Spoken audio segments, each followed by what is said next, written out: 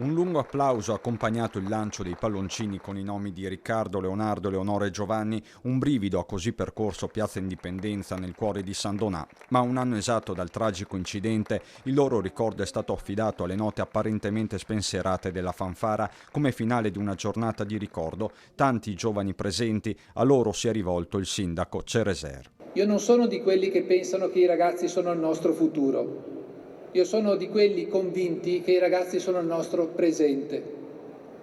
È importante aver fiducia in loro e star loro vicini anche quando magari non condividiamo tutto quello che fanno.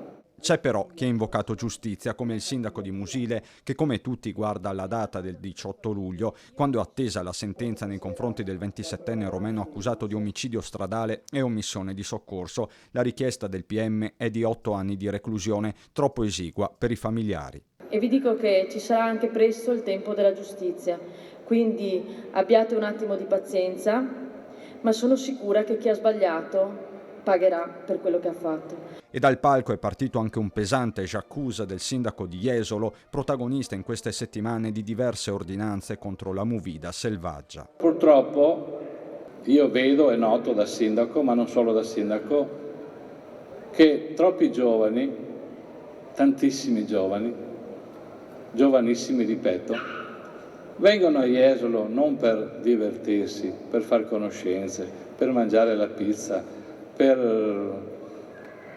ma vengono, adesso si usa il termine sballare. Mi chiedo, ma perché? Perché sta succedendo questo? E quindi io non ho ovviamente una risposta, cerco di darmela come penso tutti voi.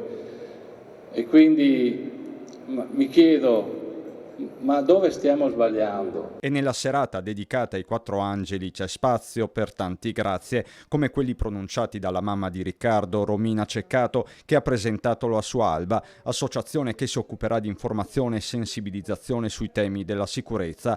L'obiettivo è principalmente uno: possa essere utile a salvare altre vite o perlomeno a collaborare. Le note della fanfara hanno fatto il resto, su tutti il brano 20 anni, un inno alla giovinezza anche a quella che non c'è più.